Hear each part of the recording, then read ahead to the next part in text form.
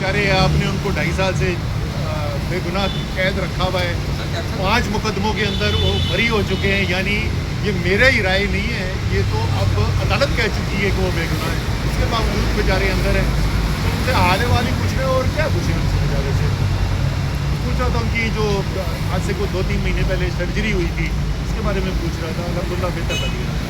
अच्छा सर, ये बता दें कि सुहेल अफरीदी साहब जो KPK के वज़ीर हैं, उन्होंने पंजाब का भी दौरा किया, उसके बाद जो है उन्होंने कराची का भी दौरा किया। तो क्या समझते हैं पंजाब में उनके साथ जो रवैया, उसके बाद जो सिंध में उनके साथ जो रवैया, इस वाले से आप क्या कहेंगे? देखिए मेरे ख्याल में काफ़ी हद तक पीपल्स पार्टी ने ये साबित किया कोई बात नहीं। कि वो एक सियासी पार्टी है, और मुस्लिम लीग नून जो अब बच गई है, उसने साबित किया कि अब उनका सियासत से कोई ताल्लुक़ नहीं है। पीपल्स पार्टी, शायद यही वजह है कि पीपल्स पार्टी फिर भी कम से कम अंदरून सिंध में सीटें जीत के आई हुई है, और पंजाब की हुकूमत जो है वो फॉर्म 47 के ऊपर बेचारी गुजारा करती है। तो एतमाद का भी फ़र्क है दोनों के अंदर। इस तरफ एतमाद का फुकदान है, खौफ ज़्यादा है, डर लगता है बंदे निकल गए तो पता नहीं क्या हो जाएगा, क्योंकि वोट नहीं लिया हुआ ना। अगर आवाम का वोट लिया होता तो इतनी परेशानी ना हो। तो वो फ़र्क आपको नज़र आ रहा था, और वो भी आपने देखा कि किस तरीके से अवाम, जहाँ मौका मिला जिस तरीके से अवाम निकली है। और जाहिर है वो सुहेल अफरीदी के लिए नहीं, वो इमरान खान के लिए निकले हुए। अच्छा सर, आप जो कि वफाकी वज़ीर भी रहे हैं, बांग्लादेश में भी आपने देखा एक वार चली है, इसके बाद अब इस वक्त जो ईरान में सूरत हाल, चाहे इस सूरत हाल को किस तरह देखते हैं? देखिए ईरान की सूरत हाल जो है वो इंतहाई ख़तरनाक, तशवीशनाक सूरत हाल है। पहले भी, आज से चंद महीने पहले इसराइल ने बराह रास्त हमला किया, उसके बाद अमेरिका ने भी हमला किया था, और उस वक्त भी पाकिस्तान ने बहुत अच्छा किरदार अदा किया था, और ईरान के सदर ने पाकिस्तान का शुक्रिया अदा किया। बल्कि बड़े ही खूबसूरत अल्फाज उन्होंने कहा कि जब तक मैं ज़िंदा हूँ मैं नहीं भूलूंगा कि किस तरीके से पाकिस्तान ने मदद की हमारी इस जंग के दौरान।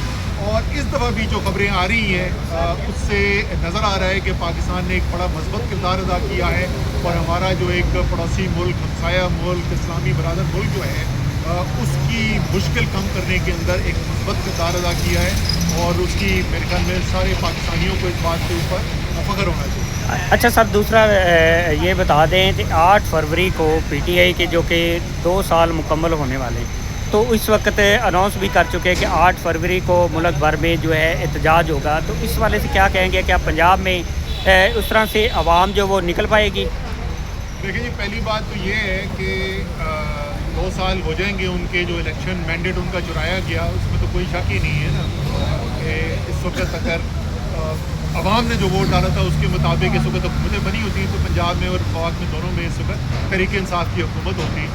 तो एहतजाज तो वो करेंगे। उसके बाद भी आपने बिल्कुल पिछले चंद महीनों के अंदर अगर आप देख लें तो सिवाय तहरीक इंसाफ को, पाकिस्तान की सबसे बड़ी सियासी पार्टी को दीवार के साथ लगाने के आपने किया उनके साथ। हर थोड़े दिन बाद कोई लीडर जो हैं, वर्कर्स जो हैं, उनके खिलाफ जो हैं वो फैसले आ जाते हैं अदालतों के अंदर, बाहर निकलते हैं तो FIR करती है। अभी सुहेल अफरीदी के आने से पहले अकरम उस्मान को उठा लिया गया, उसको करामत खोकर को उठा लिया, वर्करों को गिरफ्तार कर लिया, घरों पे रेड हो रहे हैं। तो एहतजाज नहीं करेंगे तो और क्या करेंगे? बाकी 8 फरवरी को देखना पड़ेगा कि अवाम, जाहिर है कि पंजाब में देखिए ये तनकीद करना बड़ा आसान होता है, लेकिन जिस तरीके का जुल्म इस्लामाबाद और पंजाब में किया जाता है वो आसान इंसान नहीं। कोई तहरीक इंसाफ के जो सपोर्टर हैं वो कोई गुरेला जंग लड़ने वाले लोग नहीं हैं, वो कोई दहशतगर्द लोग नहीं हैं, वो शरीफ घरों के लोग हैं, मुतवस्सित तबके के लोग हैं, पाकिस्तान के अवाम हैं। तो जाहिर है उनके लिए एक जुल्म का सामना करना आसान नहीं होता।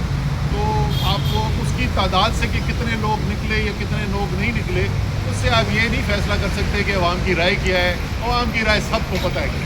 हुकूमत और अपोजिशन के दरमियान कुछ डायलॉग हो, कुछ माहौल बेहतर हो, उसके लिए क्या कहेंगे आप? बिल्कुल होना चाहिए। पाकिस्तान को एक नए मिसाक जमहूरियत की ज़रूरत है।